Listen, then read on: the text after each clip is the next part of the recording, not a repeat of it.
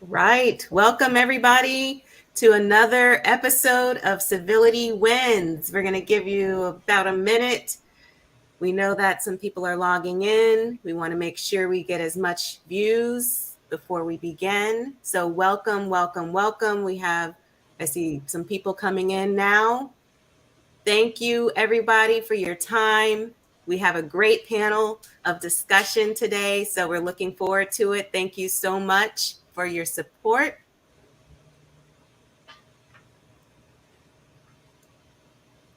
All right. So, everybody, this is part 2 of Civility Wins. Find your peace while taming the beast. And Sandy will go into a little backstory to why we decided to have this YouTube and what Civility Wins is all about. But I'm Kristen Goss. I'm co-host and co-author of Civility Wins, Find Your Peace While Taming the Beast. And I'm here with my good friend and colleague, Sandy Boisrond. We have great panelists for you tonight, and we're looking forward to getting into a deep discussion for Women's History Month, talking about women in the past, present, and moving forward in the future. So I will turn this part over to co-host Sandy Boisrond to take us further in the discussion. So thank you so much, everybody, for joining us tonight. We are broadcasting live from our YouTube channel, which is Civility Wins. And you can also find us right now on Facebook, on my page, Sandy Boisrond, as well as on LinkedIn on our Civility Wins series page. So, oh, wait, I mixed that up. So you can find us on our LinkedIn at Sandy Boisrond, and you can find us on Facebook at Civility Wins Series. If you are tuning in from one of these other locations and you post some comments or questions, we'll definitely try to get to those. But just to let you know a little bit about Civility Wins, Kristen and I have been colleagues and friends for quite a number of years now, and we have gone through some really frustrating, crazy, just a trifecta of experiences. And we decided rather than just leave those to gripe sessions, that we would share our experiences with others and also take the moment to memorialize all of this into a book called Civility Wins, Find Your Peace While Taming the Beast.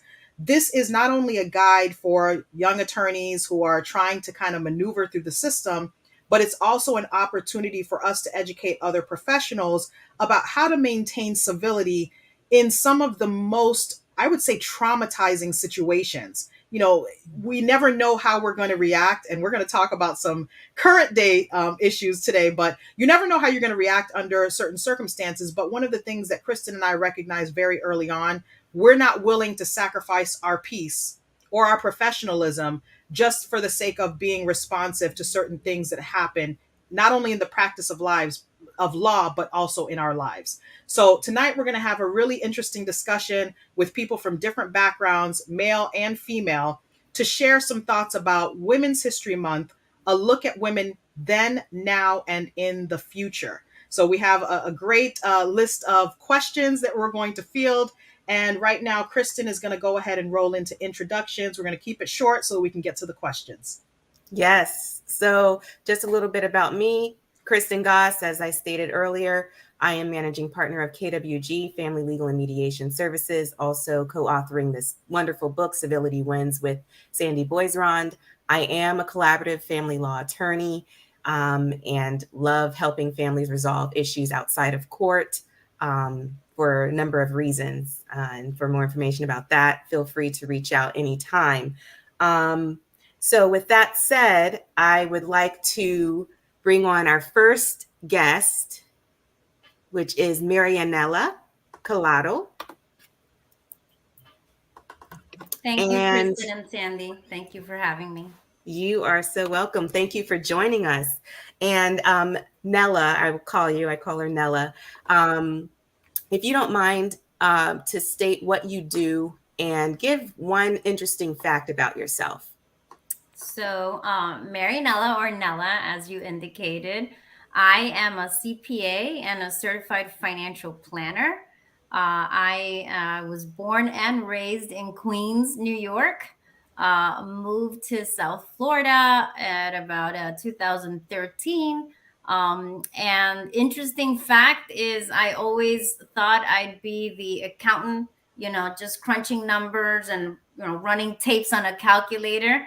But I'm now the proud owner and CEO of a wealth management and financial planning firm. Awesome. Thank you so much, Nella. Looking forward to what you have to say in regards to this. So, up next, we will have our very own Braulio Rosa. Hi, Braulio. Hey, Kristen, how are you? Good, good. How are you? Good, good, good. Thank you for inviting me. Thank you for being here. It's a pleasure. So, if you can just state your name, what you do, and an interesting fact about yourself. So, as you said, I'm Braulio Rosa. I'm the executive director of the Broward County Bar Association, but we also manage, as you know, the collaborative professionals group, as well as the mediation group down here, and actually the North Dade Bar. So, we run 4 different organizations. Interesting point about me. Let's see, born and raised in Los Angeles, but came out here in the late 80s, at the end of 80s, 90s. And I served in the military. I was actually a Hebrew linguist in the United States Navy. Awesome. Thank you for your service. It's awesome. Up next, we have Linda Tran. Good evening, everyone. My name is Linda Tran. I am the Development Director at Healthy Mothers, Healthy Babies Coalition of Broward County. We are a nonprofit organization in Broward County whose mission is strengthening families and improving birth outcomes in the underserved community within Broward County through comprehensive programs, education, and access to vital support services. If you asked me 5 years ago, if I was ever going to go into the nonprofit world, I would have told you no. I have known the legal world my entire life. Very passionate, still very passionate about it. But I will say that the nonprofit world, there is nothing that I can say that can tell you how rewarding it is. Mm-hmm. What's an interesting fact about you? An interesting fact about me is that I love Star Wars. I mean, you would never know, but I love Star Wars, and I have watched every episode of Star Wars probably like 10 billion times. Mm-hmm. That is interesting. Thank you so much for being here. All right. So up next, we have Joyce Lynn White. Hi, Joyce. You're on mute. Joyce, you're on mute. Yep, forgot that part. So thanks for having me. It's exciting to hear everyone else's introductions. I'm the founder and CEO of Joyce Ventures LLC, and we're a consultancy for leaders that are interested in social enterprise and making social impact. So what we focus on is collaboration, building community, and building partnerships. Let's see. An interesting fact about me is probably I'm the oldest person on this panel, and I'm experienced in transitions, I would say, navigating transitions in life.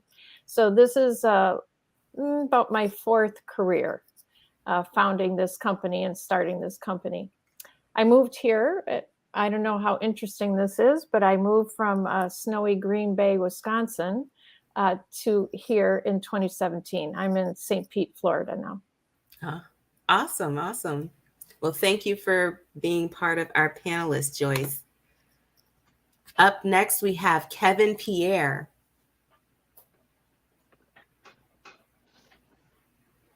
Hi, Kevin. Hi, everybody. Can everyone see me? Everything looks frozen now. Yes, we can see you and hear you. Okay, great. Hello, everybody. My name is Kevin Pierre.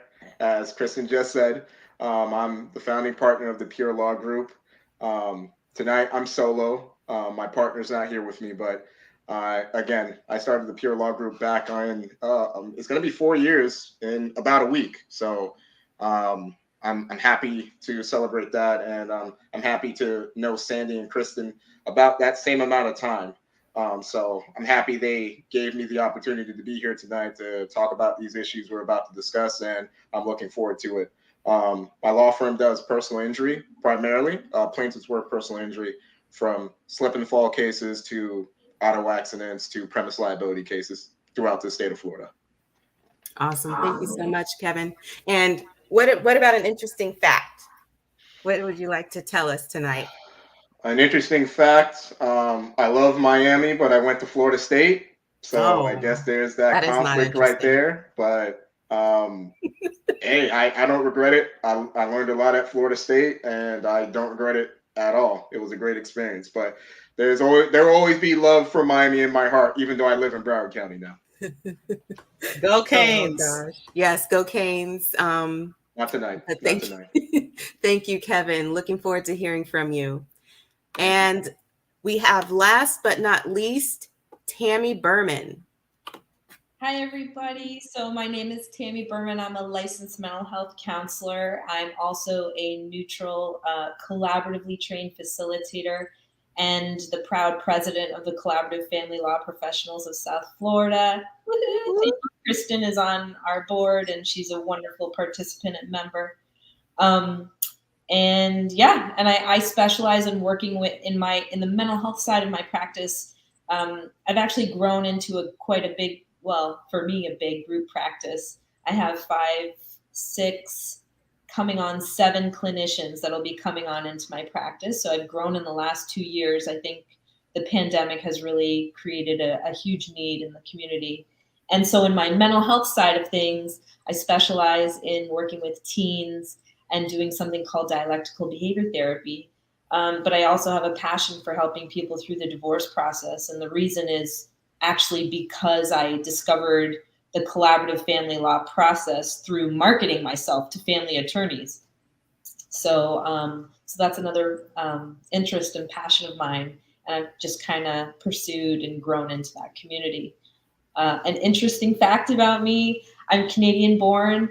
I moved here in 2001, 2 weeks before the horrible 9/11 hit. I thought that at that time, I didn't know if I would see my family again. I was honestly like catastrophizing, like, oh my God, am I ever going to get back to Canada? You know, planes were grounded for 3 to 4 days. The pandemic hit and I didn't get to cross the border for almost 3 years. So actually it was a pandemic that I don't know that that's an interesting fact. I'll tell you an interesting fact. I love scuba diving. I love Star Wars. I don't know what else. That's all I got for you right now. Love it. Love it. Thank you so much, Tammy. All right. So I'm going to turn it over to Sandy at this time. If you want to start us off, we have some great topics for you guys, and we would love to hear what you have to say on these issues. I also have 10 million questions myself. So Sandy, just let me know whenever you want me to chime in with those questions. So I'll tell folks right now, if you're watching on YouTube, please be sure to subscribe to our channel. If you are not on YouTube, please come back to our YouTube channel and subscribe. It's Civility Wins. If you're on Facebook or you're on LinkedIn, please don't hesitate to post a comment or a question, and we'll definitely share that information during the stream. So I want to kick off this conversation in talking about women's movements. Over the years, women have gradually shifted gears from being primarily in the home to being working professionals, working moms. We've had movements over the years that have shifted the thought process in terms of what a woman's role is in society, what a woman's role is in the household, as well as women's roles in the boardroom or in business and industry and politics. I am curious to ask the question of some of you, and I'm going to start with the men because I really like to get men's feedback on this. I'm going to start with the men. How do you think women's movements over time have shaped today's woman? And I'm going to start with you, Braulio. What have you seen during your lifetime in terms of the changes in women, and what do you see as the future of the woman's role? So full disclosure, I'm in my 50s, so I've lived long enough to see a change in society. And I remember the role of many women at the time. The majority were stay-at-home moms when I was a kid. And I've seen that evolve from women working and women slowly coming into leadership over time. And it has been I'm sure, a difficult path along the way, because no one likes to cede power, right? It was always a guy's game, right? And we're in charge all the time. Suddenly, women are coming into it. So I actually think that we'll see more and more. So in the world that I live in, you see that there's more women, I believe, in law school now than there are men. And you're going to see that to continue impacting the practice of law. And you'll see more women lawyers, as well as eventually, over time, more women senior partners and managing partners at a big law. Right now, there still isn't really a fair breakout. I mean, men still are kind of running that world of big law, but you're going to see more and more of that happening over time. And I think that's a good thing. I think what makes America great is our diversity. And when you think of diversity, it's not just religion or race or color, but it's also gender. So I think we'll see that happening more, and I think women will continue to bring value to leadership. Thank you so much for that, Brawley. And we definitely appreciate that you've been able to see some different versions of the woman. I wanted to ask you, Kevin, do you feel that women are still maintaining what once was described as traditional gender roles? Or how can you describe the role of the woman today versus what you experienced growing up?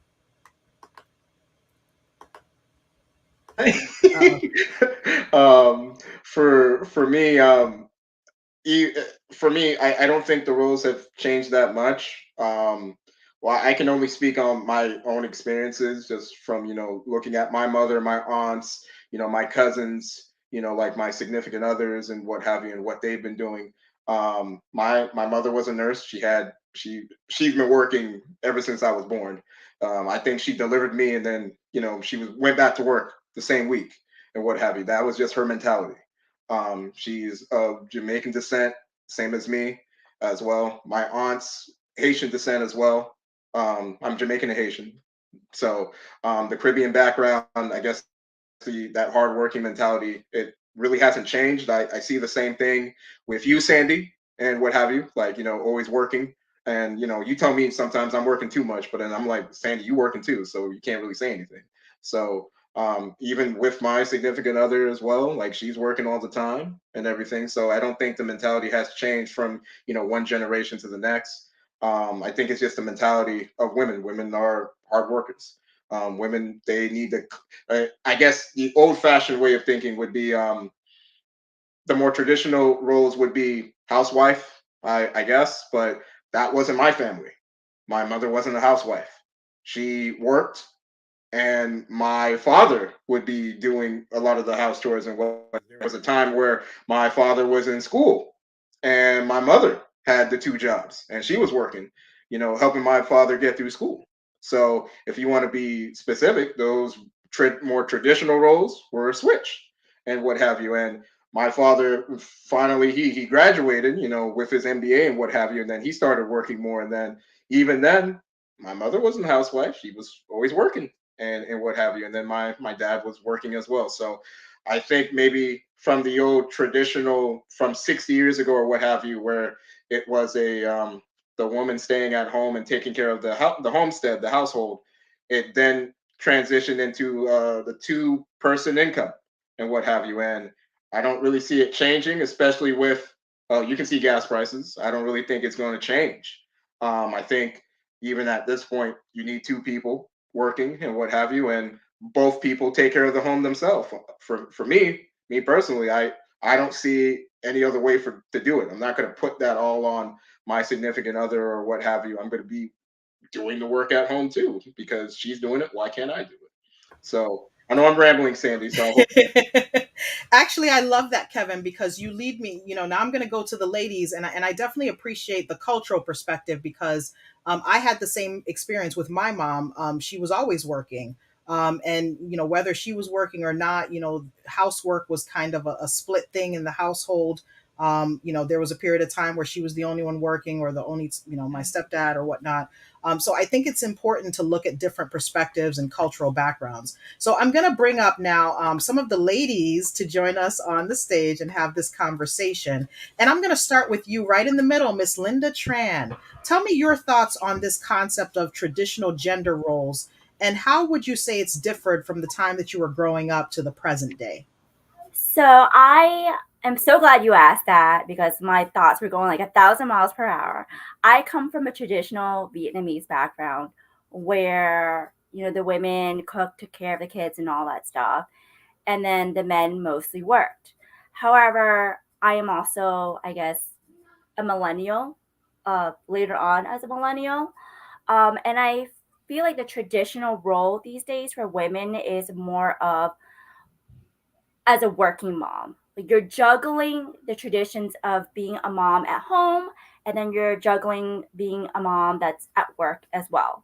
So you're trying to find a comfort zone between both working mom and being a mom at home.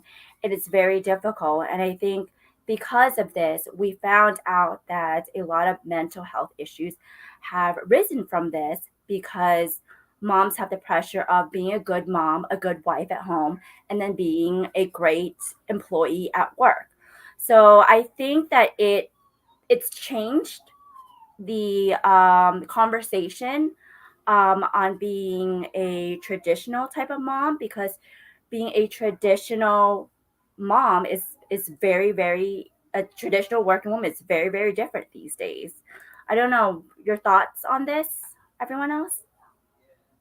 So I'm going to go ahead and go to Miss Joyce. What are your thoughts on this topic of the traditional woman? Well, I was born in the 50s, so I get that perspective of back then and through the first, feminism, and when that was in the 60s and 70s. My family, I grew up, my mom was at home, but we also were, all of us, college educated. And so I was, always expected to work. That was just a thing. I didn't have things handed to me. So I started working pretty young. And then myself, what are my views on this? Like, I've had a very, very varied life with this topic. So I did I went to college. I began my first career, and after I was married, and we decided that I would be stay at home. So I actually had home births. I homeschooled my children, and then due to disruption in my family, a divorce, and I was thrust back into the job market. So then I became a working single mom, also going back to school and taking care of 3 children. So for a lot of years, like 15 years, that was. So, I've had a lot of perspectives on these roles and, sharing responsibilities, finding balance, finding joy, finding happiness, finding calm within the storm, the chaos, and still achieving at work and finding promotions, and then all the conflicts of being all the places you need to be at once, as a working single mom. Now, another thought, this is just something that occurs to me now, is, with I don't know the exact statistics on this, but with the pandemic, it's like, I don't know, 48% lost a lot of women in the workplace. I know you just said, there'll be more attorneys, but in this immediate, what happened, a lot of women had to go home during that time. And So I don't know how that's going to impact or coming back to the workforce or what's going to happen with that now. But there are some that say, women have taken a hit in the workplace and might not be able to find their way back, or it might take a while to find their way back to that. Thank you for that, Joyce. Definitely appreciate your feedback on that. So I'm going to go now to Miss Tammy Berman. What are your thoughts on this topic of the traditional woman? Yeah, I mean, I definitely think that we have these traditional roles that we come from growing up, our parents, and the expectation of stay-at-home mom, dad goes to work. And that was where I started also as a child. And then through my parents' divorce, my mom also was thrust into the workforce. And from observing the fallout of the divorce of my parents, what I and maybe also in the context of the evolution of the times that we all have kind of grown up in, there's this expectation and for us to work, and that's an important from the fallout of the divorce. That was an important lesson for me from my vantage point in terms of maintaining self-protection, autonomy, the ability to take care of yourself and land on your 2 feet. That was quite a burden for my mom. Actually, she was a new immigrant to Canada. My parents originally, my dad's South African, my mom's Israeli. They met in the Israeli army. Then they moved back to South Africa. They had my oldest sister in Israel, my middle sister in South Africa, and my mom was pregnant with me when they moved to Canada. So my mom was just learning the English language as I was born. And shortly after their marriage started to fall apart. So in the fallout of that, it was challenging for her to learn a new language that wasn't her mother tongue. So having to learn English and just fight her way through into the workforce. And so part of what I learned from that is what I'm saying, which is the importance of having autonomy and independence, having a profession. I think that's the general expectation. I agree with the previous commentators, that also in this world that we live in, the cost of living is such that it's challenging to not have two incomes to cover the cost of all that we have to pay for. And so there's that as well, that we have to contend with. And then there's all the competing roles. I think I'm trying not to be biased. I can't help but be biased with this comment because I'm a female and I only know the world from my own eyes. But I think there's a burden for females more so than males in terms of the additional roles that we play as the nurturing, the caretaker, the wife, the mother, as well as the worker, to succeed and kind of bring in somewhat of an equal share into the home and cover the expenses. So I feel like there's a greater burden. I might be wrong. I'm okay to admit that. But it's a challenge for all of us. And when you look back in history, and I'm not huge into news and politics, but my overall perspective looking back, I know there was a huge women's movement for independence, the women's movement of the feminist movement to have rights and to have autonomy and to be able to be in the workforce. So there was this that they fought for, and now you see the growth and the progression of us in the community, and as Braulio was saying, in leadership roles, and I think that is happening more and more and more. I mean, we finally have in the White House, much more female representation than we ever did in points of power positions, and you see that across the board. So I think it's great. I think we continue to evolve. I think there's challenges we face in asking, be careful what you wish for. Right. And it's interesting. Please forgive me. I think it's Joyce who made the comment. Your comment about the pandemic and that there's been a great loss. I wonder. I didn't know about that. I wonder what that is about. And I can't help but wonder in listening to that comment whether or not, a lot of us through the pandemic have had to reckon with what really matters in life. And I don't know if part of that movement then out of the workforce was because of circumstance of lack of access to find a job, have a job that will work in the pandemic? Or is it also turning toward what really matters, which is, you know what, if I have limited time on this planet, I'm gonna focus on what really matters. I don't know what that's about, but we're in a process of evolution, and I think you've seen a lot of growth over our lifetime, over the last 40 years or so, Right, of women into the workforce and into leadership roles. thank you so much for that. Definitely, Tammy, we appreciate your commentary on that. I'm going to go now to a couple of comments that are touching a bit on what Joyce said, what each of the other panelists said. Linda says, the expectations to be a good mom at home and a working mom is very difficult. Thank you for our Facebook watchers. Vanessa says, what's the saying? The expectation is to mother like we have no career and work like we don't have children. Interesting. Mhm.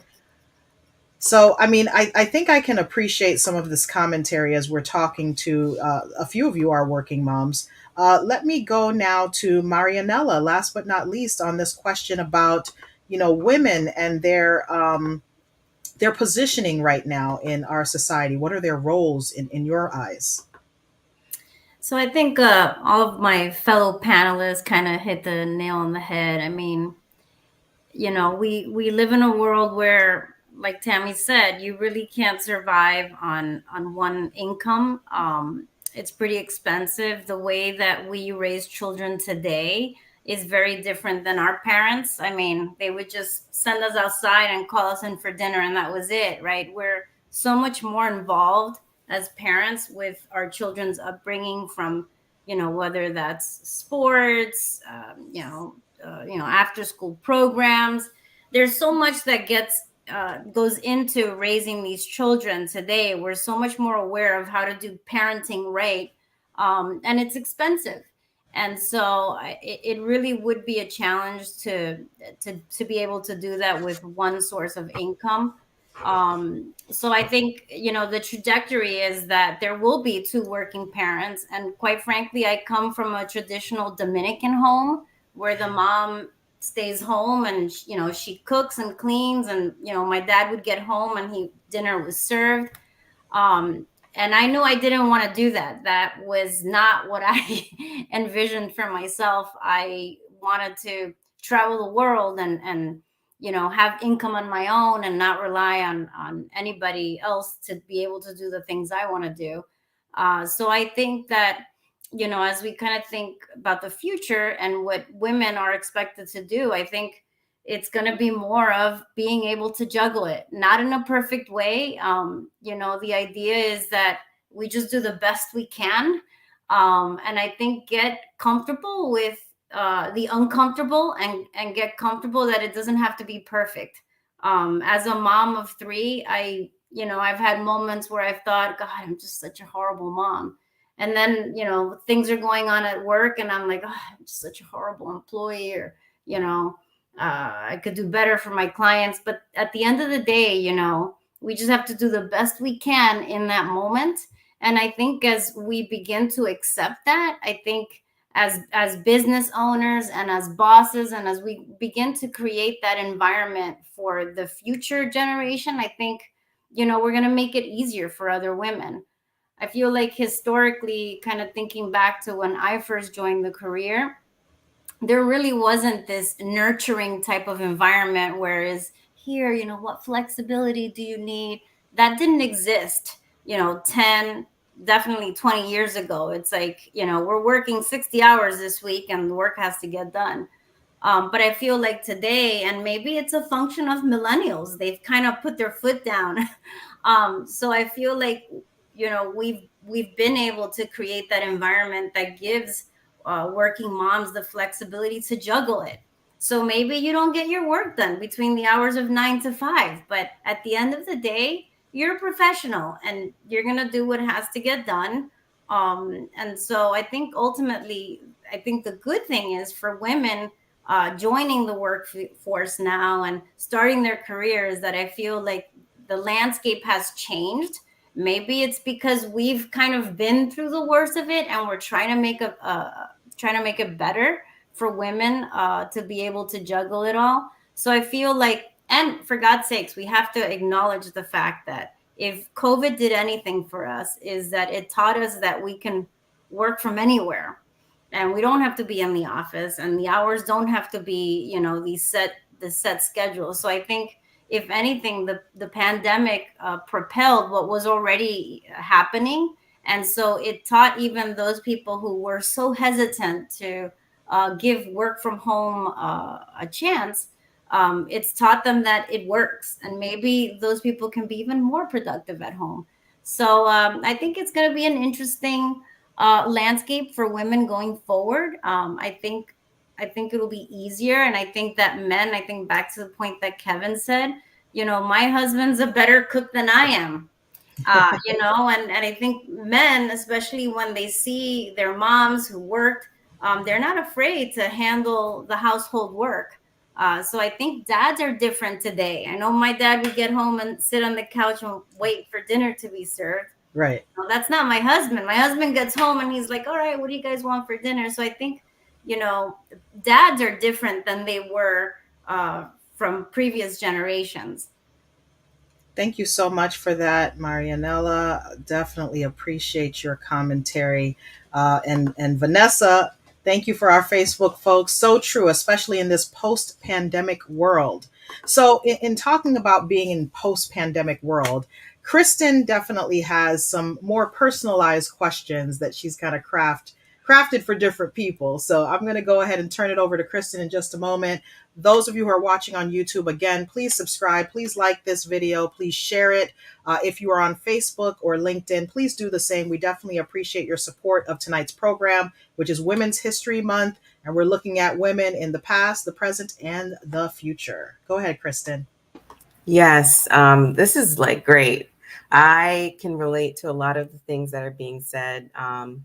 Just speaking from my experience, you know, my mom, she worked, she was a social worker. But I oftentimes think about it and I'm like, oh my gosh, I can't do half the stuff she did, because she worked and she came home and like cooked and did all of that. And I was definitely a daddy's girl, but I don't think he ever cooked. I never observed that. But transitioning now, me being a mom of three, and having my own practice, it is a juggling situation, as Nella stated earlier. And as Nella also stated, my husband is definitely better. He's a better cook than I am. So that is something that I could definitely appreciate. And I do think it does take two in this day and age to work together as a team, for yourselves, for each other, and for the kids. So I definitely appreciate everyone's comments on that. So as far as some specific questions, I want to go to Nella first for this. I know that you are a certified financial planner. And so my question to you is, are you seeing shifts in the workforce compared to the past of women CFPs? And I also want you to share a little bit about what you do. And because I know that you are the owner, if I'm not mistaken, of a financial company. So tell us a little bit about that. So I am a CPA and a certified financial planner. And I'm going to say I'm CPA turned financial advisor. My background was always tax. So when I moved to Florida, I picked up a god awful commuting from Weston all the way to Brickell. And with three little kids and my husband flying and spending 75% of his time in Latin America, it was like I was a single working mom with a 3-hour commute on a daily basis. Not good. So I ended up leaving the trust company. I was with the trust company at the time, and I joined this boutique wealth management and financial planning firm. I wasn't sure what I was going to do at this small firm, but I didn't realize, I said, you know, my skills can transcend the trust company. So I did join this boutique firm where we do holistic wealth management. So, you know, to me, it hits home, the whole financial literacy and being able to inspire and educate women about their finances. And I think that's a big reason why, you know, for some time I thought I would just try this whole stay-at-home mom thing. And then I thought I can't leave my financial foundation. And I'm so passionate about that. So the goal is that we're helping women and, you know, men, anyone, just to be able to have the skills to be able to build a solid financial foundation for themselves. So that's a big part of what we do, is managing their portfolios, and then really adding all the value around financial planning, tax planning, retirement planning, estate planning. But kind of honing in on CFPs and historical, what those numbers have looked like. Women made up a very small percentage of all CFPs. I think we had a record number of CFPs this year in 2022, and still we only make up about 23% of all CFPs. And I think a big reason is in the financial services, it has predominantly been men, a male dominated field. And I think it's because maybe for the main reason that women would be hesitant to invest. It could be an intimidating industry. And this notion that it's heavily on sales. So I know the CFP board itself is really trying to encourage women to become certified financial planners. And a lot of universities have now adopted the financial planning as a curriculum, as a degree. So it's really propelled a lot of women to start entering into the field. And I feel like if, you know, we look back, we've made tremendous progress in the number of women coming into the financial planning arena. And I think that we'll continue to see that trend as we focus more on the planning, which has become a craft and an art in itself. Awesome. I'm just so amazed by, you know, all of you guys, and just wanted to ask that because it's definitely something that I'm looking forward to seeing, you know, what the future holds for women in that industry. All right. So Braulio, I think I'll ask you next.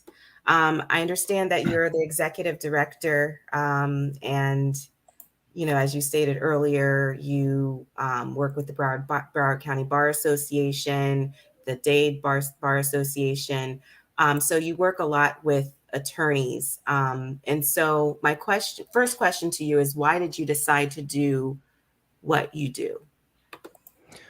Wow. Okay, that's an interesting question. Prior to coming to the bar a decade ago, I was in government work. I actually was a public information officer for the town of Davie for 13 years. And my background was I have a master's in public administration. And, you know, I kind of got tired of government work. I wanted to do something else. And to be honest, I kind of fell into this initially. I was the assistant director because I brought, you know, administrative skills to running organizations. And I found my niche. I really did just kind of fall into this niche where I was like, okay, I really like this, and I'm not bad at it. So, you know, I was fortunate to do this. I found that you know, majority of the people, but lawyers get a bad rap, right? I mean, everyone's like, what did Shakespeare say about kill all the lawyers, or something to that effect, right? But the truth is, most people I work with are passionate about their practice and advocating for their clients. And lawyers do good things for people when people are in trouble.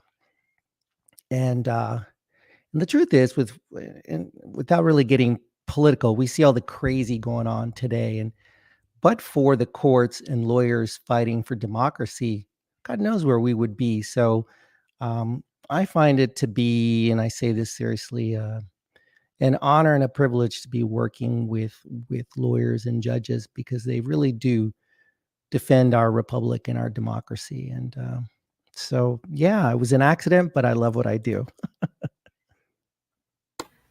I must say that I'm enjoying your leadership, Braulio, and, you know, the things that you have done for the Bar Association is phenomenal. And, Yeah, just want to give you Thank clap for you. that.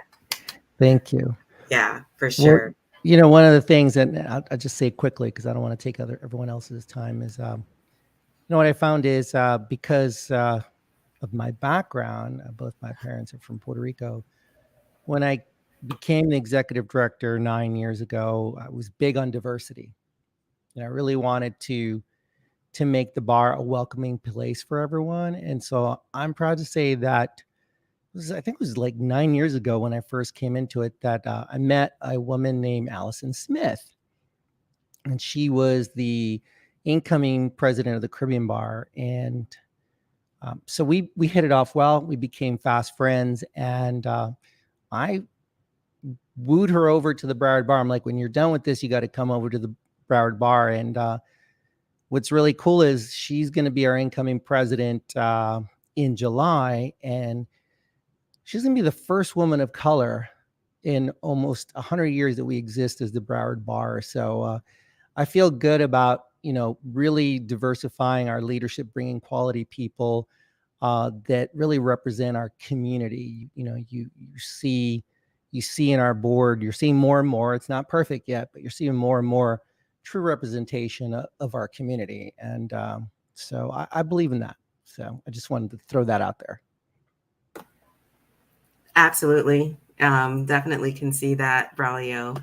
You are, a force to be reckoned with for sure, and very much appreciated.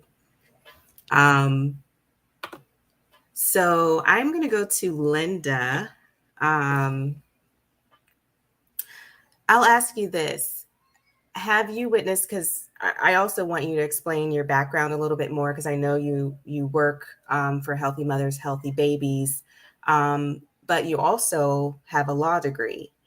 And I'm just curious to know if you've witnessed an inequality in the manner in which women attorneys are treated compared to men attorneys. And if so, what has that looked like? And are we moving towards a positive direction in that? I have. So I worked for law firms for a very long time. And there is definitely an inequality when it comes to the female attorneys as opposed to the male attorneys. The female attorneys are constantly working tirelessly, very long hours. They are sacrificing their home life just to get into that partner position. And I feel like the male attorneys, a lot of times, they have that backup at home with their wife. And the expectation is very, very high in the legal community. I remember when I first found out that I got accepted into law school, a female attorney that I was working with came up to my desk and she was crying, and she asked me if that I should really rethink about what path I was going into. So I was a little shaken up by it. It's not something that you want to hear when you're about to go into law school.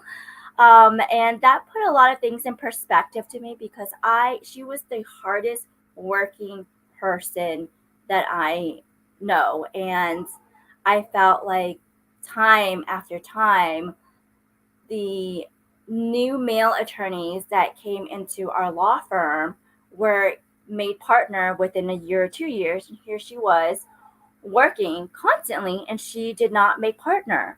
So that made me really question a lot of things of the inequality of gender roles in law firms. And I believe that because of that, a lot of attorneys split off and go and create their own law firm, just so that they have that position of power for themselves.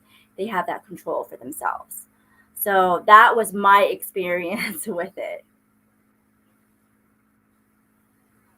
Thank you so much for your input on that. Something to definitely consider and think about. So Joyce, I will ask you next.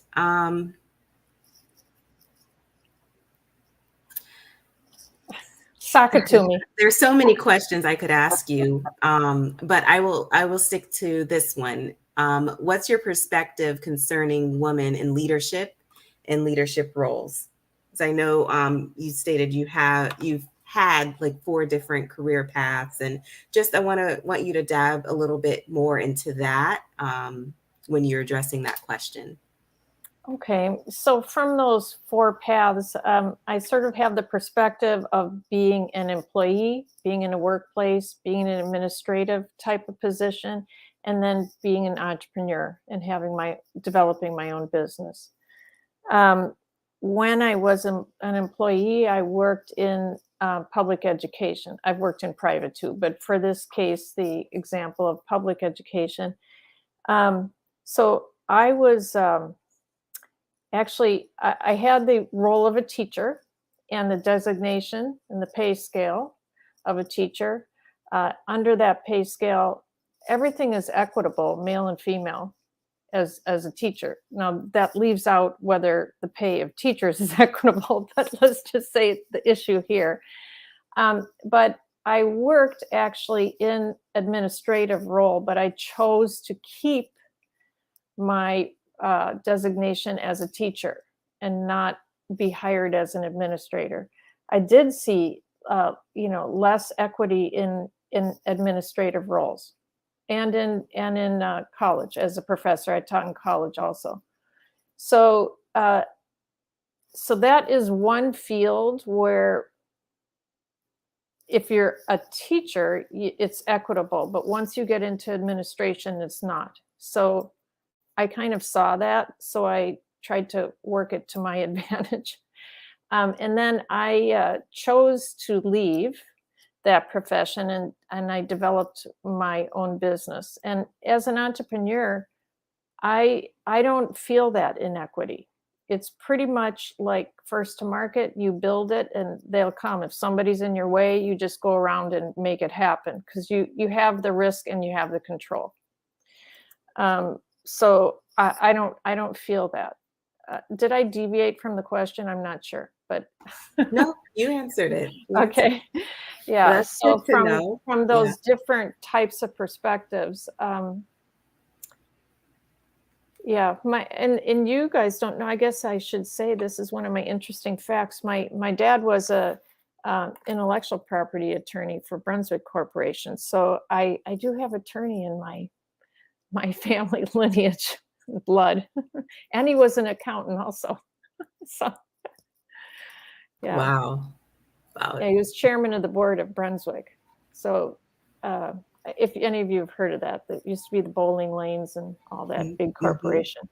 So, I know some things from him. And, though, I'll tell you what, my dad's advice, we're talking about these roles. So recently, my youngest son is 30, and he was saying to me, everybody so admires grandpa and the family, like they worship him. And I said, well, yeah. And he says, but, did he actually help you like he helped your 3 brothers? And I'm like, well, what do you mean? Well, did he help them in their business?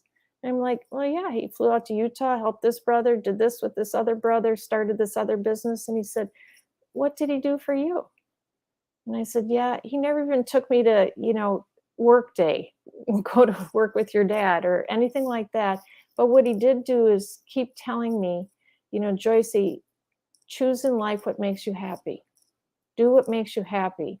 So he went to that, I'd like to say he went to that, the feminine, rather than the stereotype of, oh, the girls don't need to know about business. I never took it like that. I took it like he was trying to help me, blossom and scratch it out myself. Because I would go to him, I'd ask for career advice, I'd ask for things, and he'd say, you got to figure it out. Like he just put it back on me. So that's kind of an interesting aside to this, of how I was raised, sort of traditional family. My millennial, son sees this as inequity. I wasn't treated as good as the boys because I didn't get advice on business or law or even any kind of direction. And as it goes, I'm actually the only one in my family that graduated from college, and I have 2 master's degrees too. So my brothers all were in business, but they never actually finished college, which doesn't mean a lot. They went their own path. But so I have kind of a really mixed perspectives, because I've, seen a few things. Lived long enough, I guess. Yeah, thank you so much, Joyce. And I think one of the things to add to that is, they do what you parent to the best of your ability, and that's even me. It's like Nella said, no perfect parenting. I tell you, there's when no I book. was I wish there was. those years where I was working full time, I was actually going to school full time also, and then I had 3 children, and I had no parents or support around, so it was really busy. And laughingly, people would say to me, Joyce, how do you do it all? And I'd say, not well, but I just get it done. So, it's not always pretty. Yeah. You know what I used to say? Success was I came home with all 3 of them. I may come I didn't forget anybody. One is missing a shoe. I may have left the whole bag where I was, but I came home with all 3 of them. That's right. Yeah, it is a scary thing to think you left one at a store somewhere. I have a couple more questions. I want to go to Kevin. You're an attorney, and you're a male attorney. So I just am curious to see what your experiences have been with other attorneys, and if you believe men are expected to be a certain way compared to women. Yeah, my experiences with other attorneys have been positive and negative. I think that's with any job. But with our job, there are specific sides. Like I do plaintiff's personal injury, so I'm in litigation almost every day. So you're gonna have it's gonna get contentious, but sometimes it's cordial. It just really depends on who you're speaking with. Male or female, it really doesn't matter. It just depends on the case and how everyone feels about the case. If you have a good case, in my opinion, if plaintiffs have a good case, the defense is a little bit more cordial. It's a little bit more. I want to say procedural and what have you. We're just going through our motions or what have you. Excuse me. But when things are a little bit more contested, things are a little bit more contentious. So it makes things. There's sometimes I'm even having trouble getting opposing counsel on the phone and what have you, and that doesn't really it doesn't really matter about what the person is, male or female. It really just depends on the type of case. But in the social circles, everyone usually is nice. Everyone's usually a professional and everything. So there's not really that much of a distinction for me. I'm sorry, Kristen, if that doesn't help. No, it helped.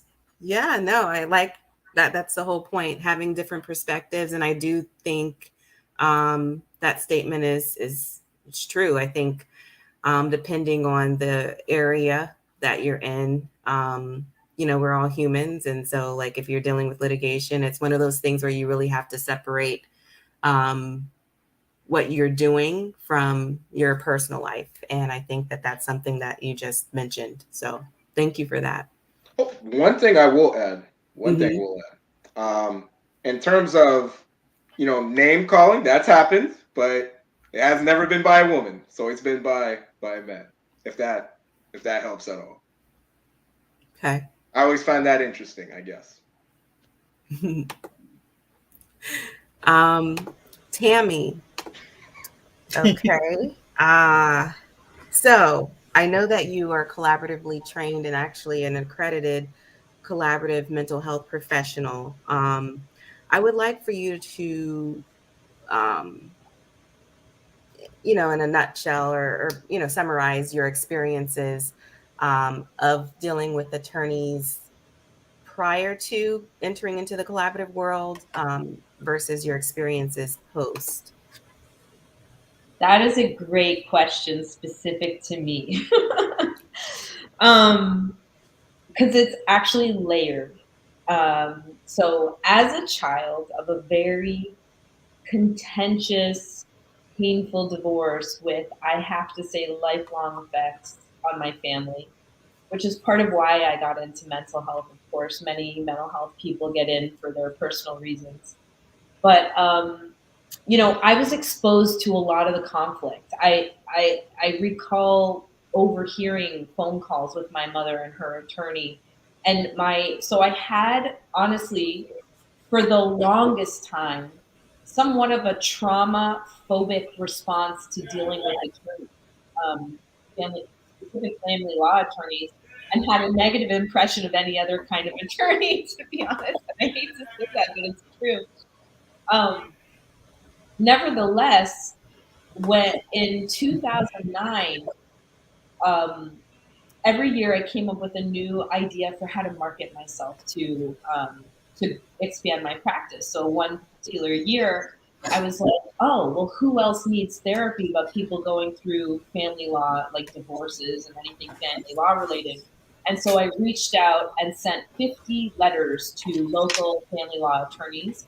And one family law attorney reached out to me by phone and was like, hi, I got your letter. Very nice to meet you. My name is Iris Bass, actually. She's one of the founders of the Collaborative Family Law Professionals of South Florida.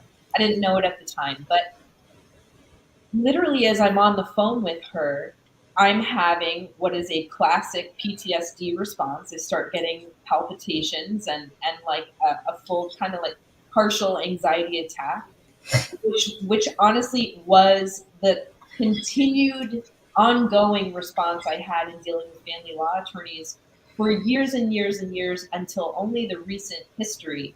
And that's just because of my own personal history, not because of anything family law attorneys have ever done. But nevertheless, Iris Bass spent an hour and a half of her billable time, which, I stereotyped as like, I can't believe she's spending her free time to talk to me about the collaborative law process. And I was enamored by that fact. I felt like honored and privileged that she was spending her billable time to share with me something that was very interesting and foreign. I had never heard of the collaborative law process. And everything that I understood in that phone call also, who was it? It was Linda that talked about loving Star Wars. For me, as she described the collaborative family law process, I was like, I had a vision of what the potential of this process could be. And what I envisioned, one of the things I envisioned was, first of all, how this could have saved my family, how this could have helped my parents, and what a brilliant process. And the other thing I envisioned was a round table with Yoda and all the other council members of the universe having a collaborative discussion. I mean, I saw the potential of this process and I really wanted to be a part of it. So I dove my way in further and further into the collaborative process because of how it rang true for me. And so I immersed myself in the world of family law attorneys, which like I said, had a very negative, fearful, phobic, trauma kind of typical response to. I'm grateful for that pursuit and persevering through this whole thing. And I'm still alive, right? I can't hear anybody. I just want to make sure everybody's still there. Yes. Okay. I hear you. Okay. So, but I'm really grateful for that because as I learned about real people and I started to develop relationships and working relationships and kind of really push through the phobic anxiety kind of responses that I would have in dealing with family law attorneys. And it's really specific to the collaborative family law attorneys. They're a different breed than the average family law attorney. But what I've learned as a mental health person, that like from my vantage point, I'll tell you that the general stereotype from my community of mental health is that they don't want to deal with family law attorneys. They're very litigious. The perception is attorneys are litigious. They're not going to protect a mental health person in working on a case. And so they don't want to be a part of that. It's very intimidating, and there's a real negative stigma in the professional mental health world in interfacing with family law attorneys. And I'm working my way to kind of overcome that. But what I can tell you for myself is that I've learned about these people that are truly caring. I love to hear Braulio said about what he learned in terms of these are people helping in people's worst times, times of need. And so I was able to kind of help peel away the cloak that, the monster in the closet that like I had for myself about family law attorneys. There is an intimidation factor that has been there for the longest time, and in the recent years overcome that, and now feel so comfortable and positive and excited and love working in a multidisciplinary team. I love it. And I love working with attorneys and financials altogether. The way I see attorneys are that they're problem solvers and they really want to help. Just mental health is, the emotional stuff is not all their competency and not all their comfort zone. And that's where I come in. And so it's great. and the fact that they really truly do appreciate that, and those that really recognize and have a good sense of where their boundary lies on that and where to tag team and be like, Tammy, I need your help here. That is such a wonderful experience, and vice versa. It's an amazing experience to work in a multidisciplinary team. I love it. So my perception of specifically family law attorneys, I can speak mostly for them, is that, and especially the collaboratively trained and invested ones, they really want to help. Their heart is absolutely in the right place. And even for those gladiators that are still full on litigation, they don't, I don't think they can see fully the forest from the trees. The way I see family law, all lawyers, is that their interest is to help. And so they go to law school to help in the way they feel they could be most competent. And they're born and raised into a positional, like, teach you to fight and win, but when you fight and win, there's a loser. And in the game of human life, we're in a world of human interaction. It's never good when there's actually a loser, because there's damage on that side. So it's not an ideal way to come out. I don't think it's a good way to resolve conflict. The collaborative process, I truly believe, is going to eventually take over all of law, because it is more humanistic and understanding the fact that things are not black and white. There's a lot of gray in the middle. So, but that's my long-winded answer for you. Sorry, I could go on and on, but I won't. I appreciate it, Tammy. Thank you so much. That's definitely something to consider. And when we're speaking of civility, something to make sure we keep in mind. I'm going to turn it over to Sandy. I know that we are at 10:09 now, so want to make sure we can get any other additional questions out there. Thank you so much to all our listeners, our viewers. We appreciate your time. All right. Thank you so much, everybody.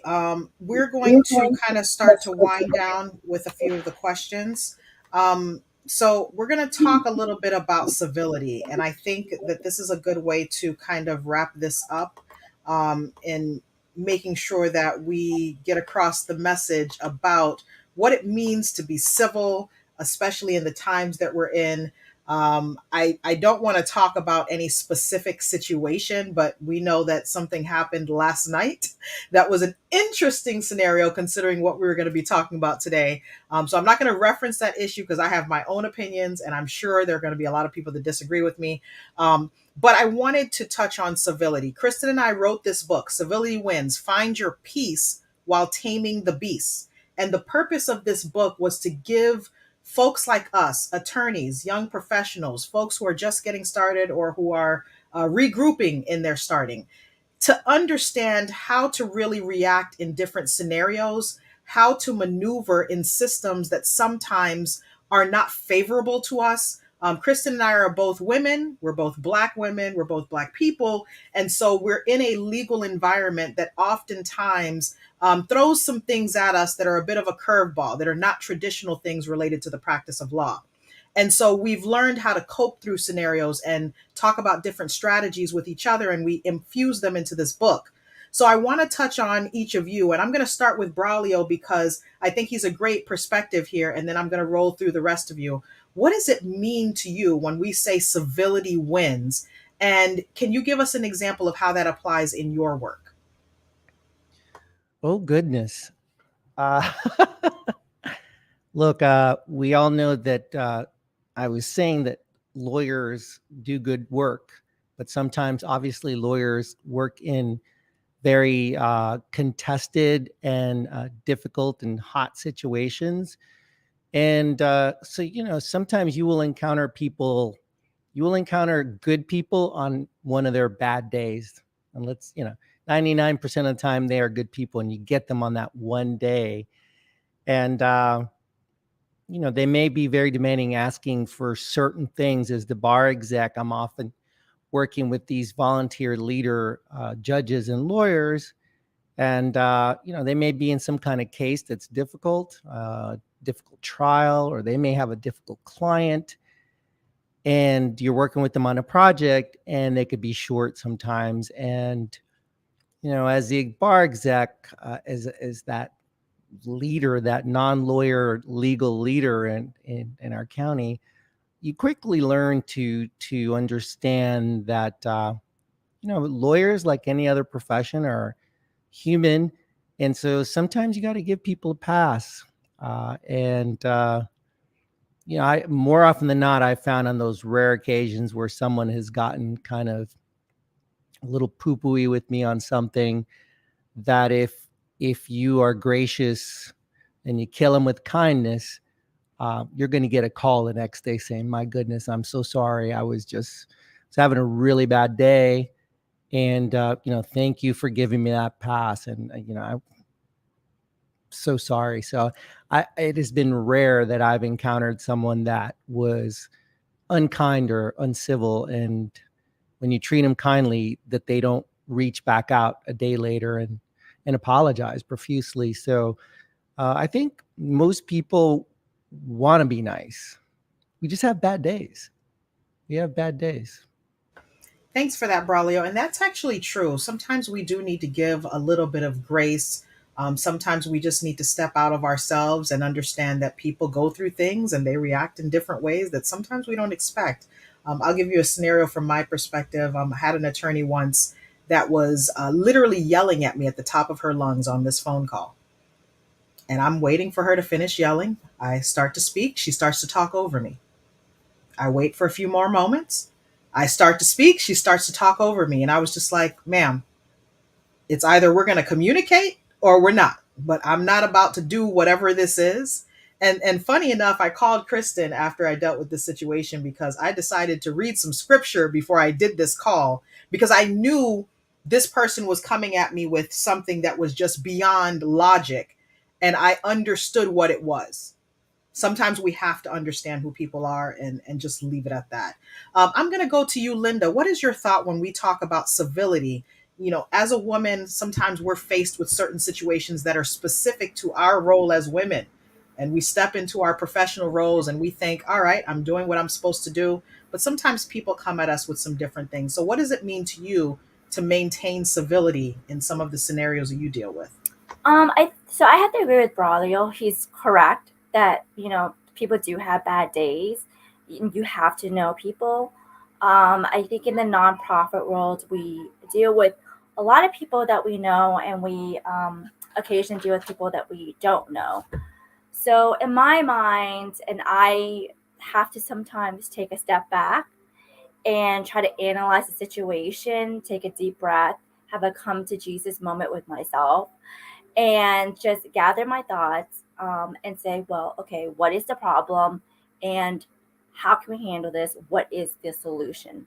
I think once I come up with the solution, things usually resolve themselves out. But this is just the nonprofit world. It could be very different, and I've seen it very different in the legal world, where you're dealing with a lot of very strong personalities. So that is what I've experienced in my current situation. Thank you for that, Linda. I'm going to go to you, Joyce. Joyce put a hashtag in our comments that says kindness matters.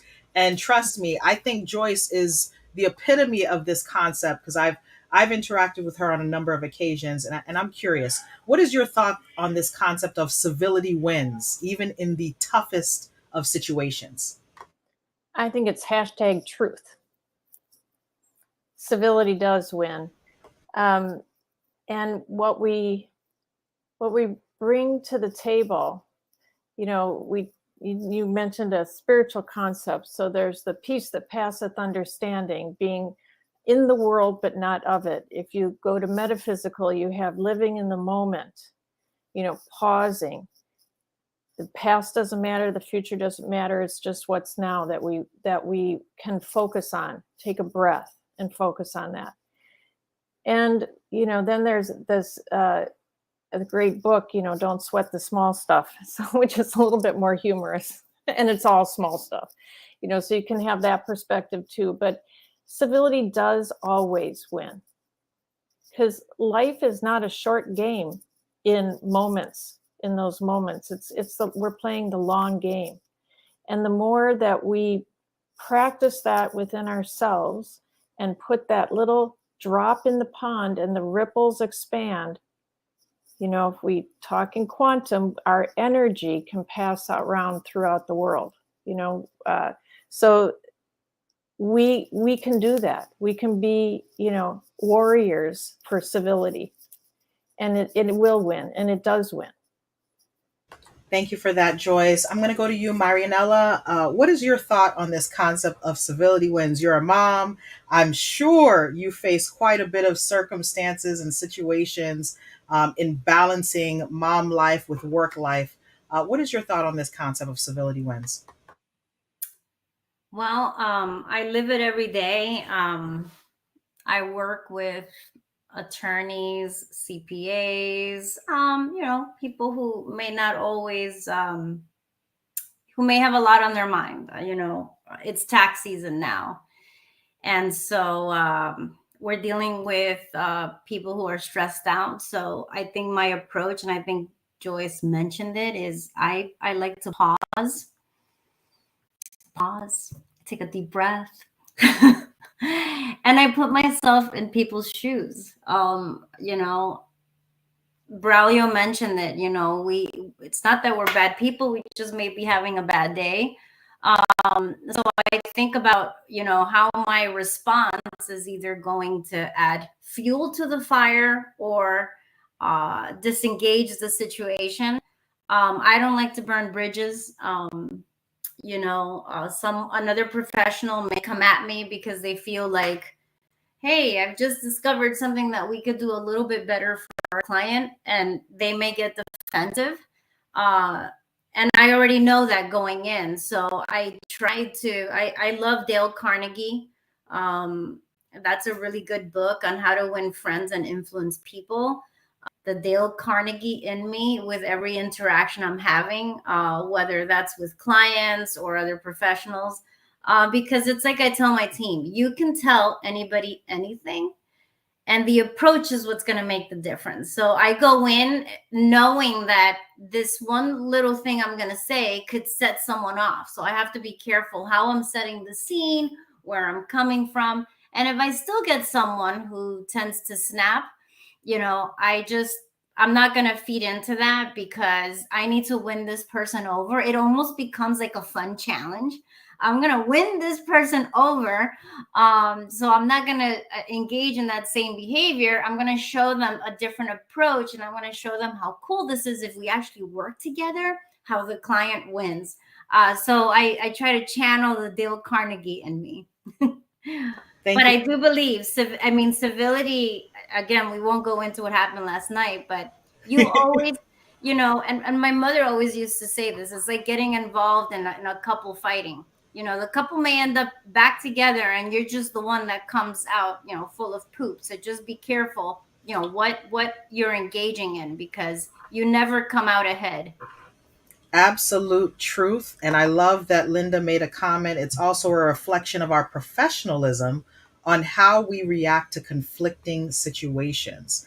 I'm going to now go to Tammy. I think it's lovely that we have this collaborative process, because to me, it aligns well with this concept of civility. What do you think about this phrasing, civility wins? I love it. I'm actually excited to read your book now that I've heard and I apologize that I haven't read your book before today's conversation, but the more that I hear about it and how it came to be and what you're talking about that's in it, I'm definitely interested. I really would look forward to reading it. And I love the title, and I absolutely agree. The way that I see civility is the concept, the title, civility wins, is that it's the foundation of uh, you cannot get anywhere without having a receptive participant. We're a social species, a human species, that we're social, and we succeed with the efforts and cooperation and collaboration of our people in anything that we do, in a family unit, at home, at work. We really thrive and survive with the cooperation and interaction of everybody together. And so, to that point, it's how we treat each other. It's how we approach each other. And yeah, Braulio makes the comment, and I agree that, and also Nella said the same thing, that people bring challenges to you. Sometimes they're in a bad space. The way that I respond and deal with conflict and attack is really to look for the underlying issue, the underlying need that's not being met. The way that I feel I succeed is by not taking it personally per se, but to try to understand what's going on for that person, so I can figure out a more creative and successful way to approach them and help support whatever is going on that is a problem that they're bringing to my attention. So, I said this, my son is 13. So he's coming to the age of independence where I'm going to lose him soon.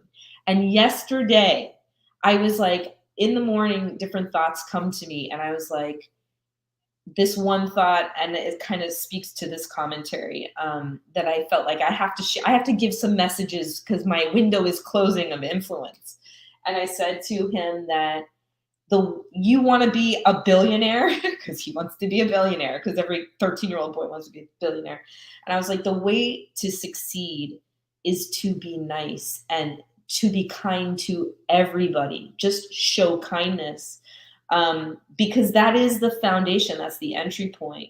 So, in terms of us as conflict resolution facilitators of different kinds, it's about how we approach people and how we approach conflict. And you're not going to get very far with attack, and you're not going to get very far with criticism and with frustration and anger and emotionality that is transient. So civility wins, and it starts with you and how you approach. Thank you so much for that, Tammy. Kevin, you are last but not least in this conversation about civility, and I like having you last because I know we've talked about quite a few things. So, what do you think about this concept, Kevin, and how does it apply for you? I would love to have civility at all times, especially in my practice of law. But for me, it's just contentious. It will eventually happen, and everyone's right. I think sometimes I think everyone's good people, especially in our legal field. I do think you do catch people on bad days.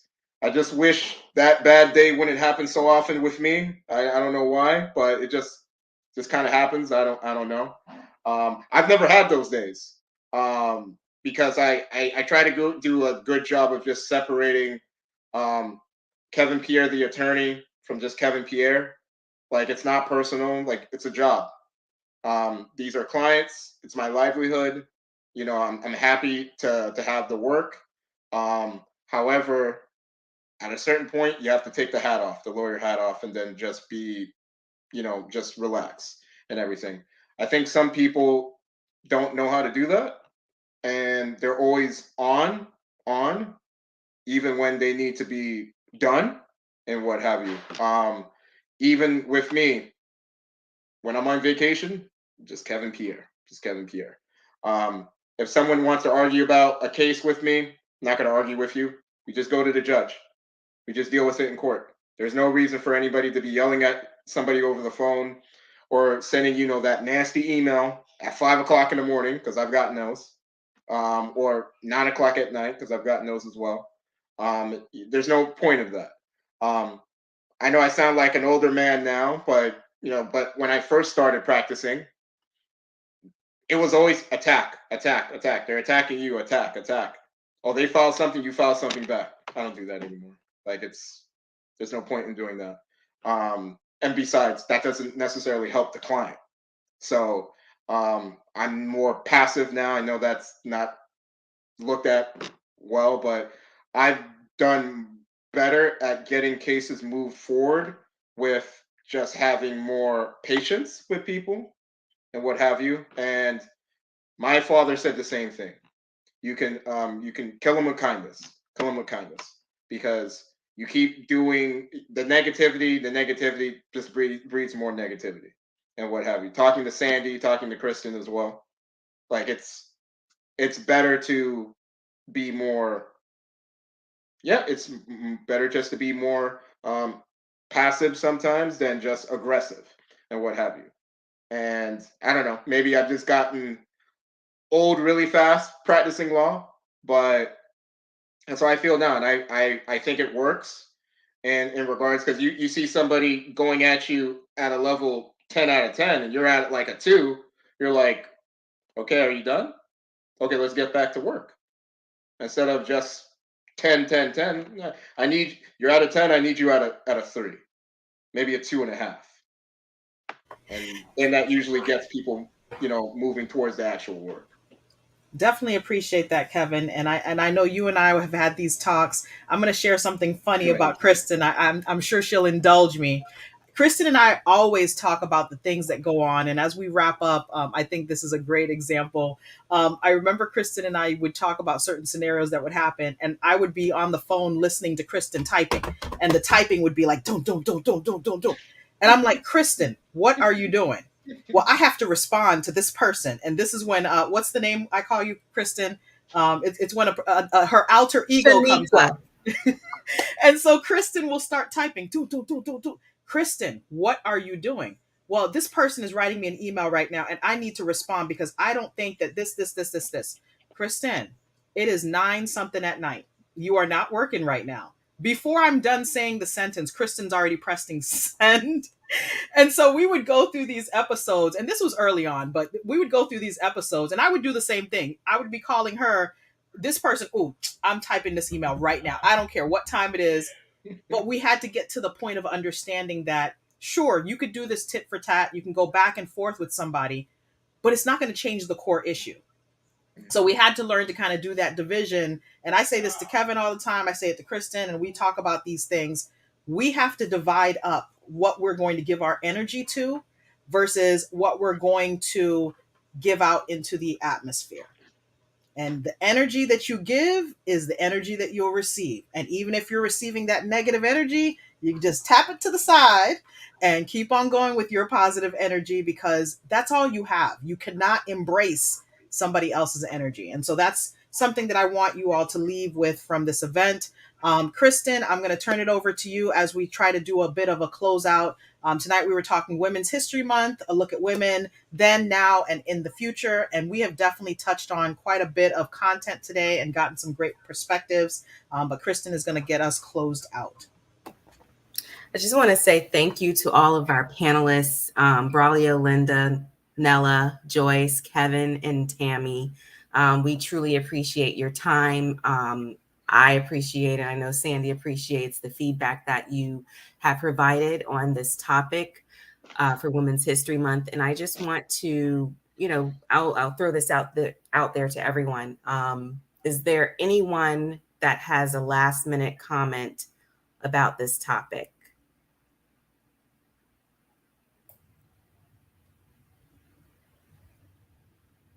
Speak now or forever hold your peace.